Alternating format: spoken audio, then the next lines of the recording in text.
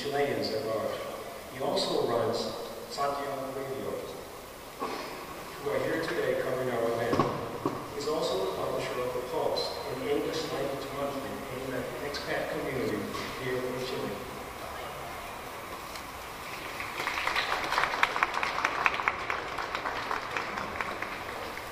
Thank you. Because I'm a radio DJ, they told me I should write a speech so I don't speak too long. I'm pleased and honored to be here with you today celebrating July the 4th, a day in which those of us living abroad around the world gather at embassies and reflect on the great achievements and accomplishments of our country. Living abroad is something I have been doing for more than 20 years. 8 years ago, I found myself here in Chile, where I didn't speak the language or understand the culture.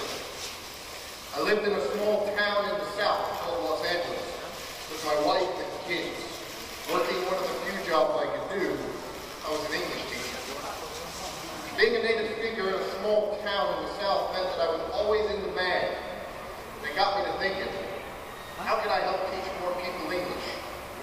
The answer hit me one day when I was walking by one of the local radio stations. I popped in, spoke to the owner, and offered to do a gringo show in English. The owner, who spoke a little English, said, "Si." To this day, I'm not really sure if he was afraid of the big, false, black American type in his office.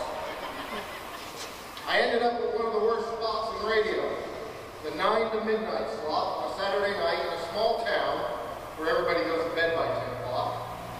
I remember my very first show. I was in the studio all by myself when someone started knocking at the door. When I opened it, I saw this tough 18, 19-year-old looking kid. I remember thinking to myself, I think he's going to rob me. He started speaking to me, surprisingly in English. It was broken English, but it was English.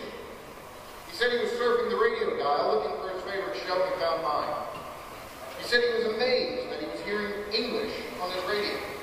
He was so excited, he hopped on his bicycle and he rode 10 kilometers from outside of town to the studio. I couldn't believe that this kid would ride all that way to thank me for doing a radio show in English. Well, long story short, the show became very popular. When I was out on the streets, people would say, "Hey, gringo, buen día en programa." In less than a month, I felt like a rock star.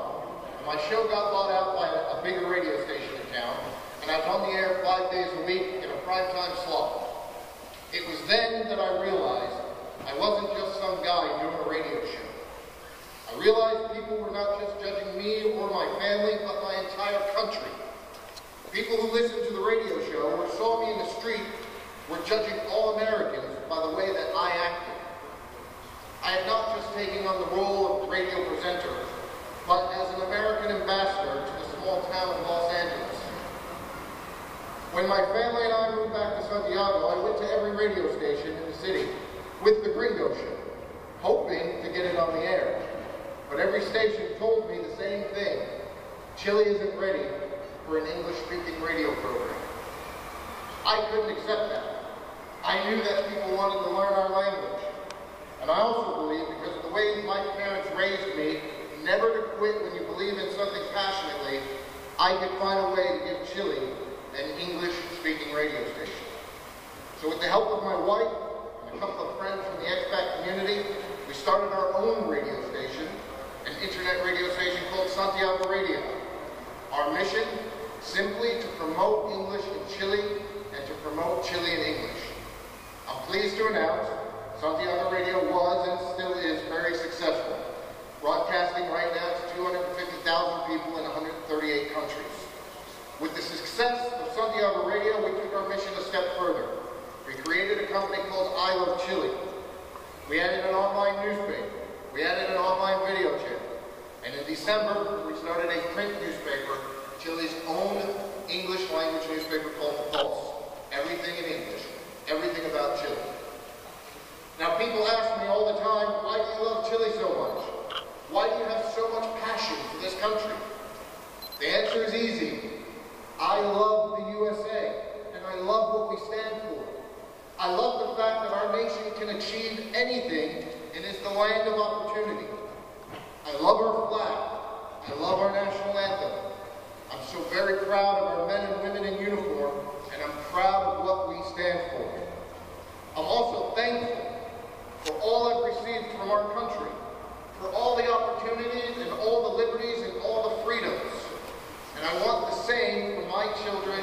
right here in Chile. I want them to be able to have all the same opportunities here in Chile that I had in the United States. I want to be part of the building process that helps this country achieve its potential. As an American and as a father, it is my duty to help Chile become a more competitive country. And I believe I can best serve this cause by offering Chileans the chance to practice English. I believe this effort will help promote tourism and business and bring about social changes with an end result of everyone in every social class enjoying the benefits of a more prosperous country. Helping Chile to become bilingual means making a better life for everyone, which to me, that's the American way. It's what we do. It's what we stand for. Making life better for everyone, it's what I teach my children every day. Looks like I ran over my time. God bless you. God bless America. Happy 4th of July.